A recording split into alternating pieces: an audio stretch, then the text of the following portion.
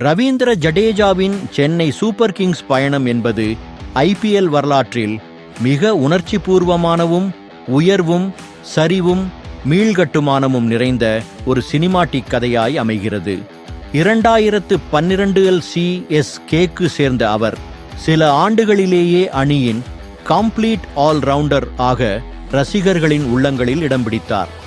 மத்திய ஓவர்களில் விக்கெட் எடுக்கும் திறன், டெத் ஓவர்களில் கம்பீரமான சிக்சர்கள் மற்றும் உலகத் தரத்திலான ஃபீல்டிங், இவை அனைத்தும் ஜடேஜாவை CSK அணியின் பேக்போனாக மாற்றிவிட்டது. 2018 மற்றும் 2021 ஆகிய 2 டைட்டில்களில் கூட ஜடேஜாவின் பங்களிப்பு மிகப்பெரியது.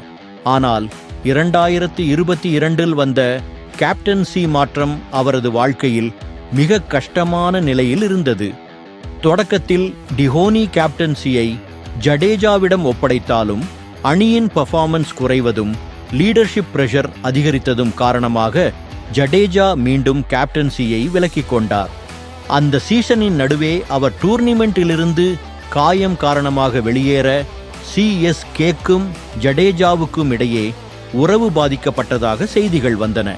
ஆனால் 2023 எல்லாவற்றையும் முற்றிலும் மாற்றிய ஒரு மறக்க முடியாத தருணம் நடந்தது.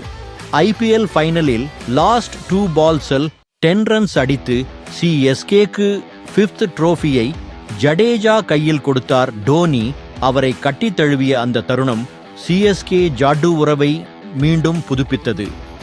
2024 அவர் மீண்டும் அணிக்காக 100% அர்ப்பணிப்புடன் விளையாடினார்.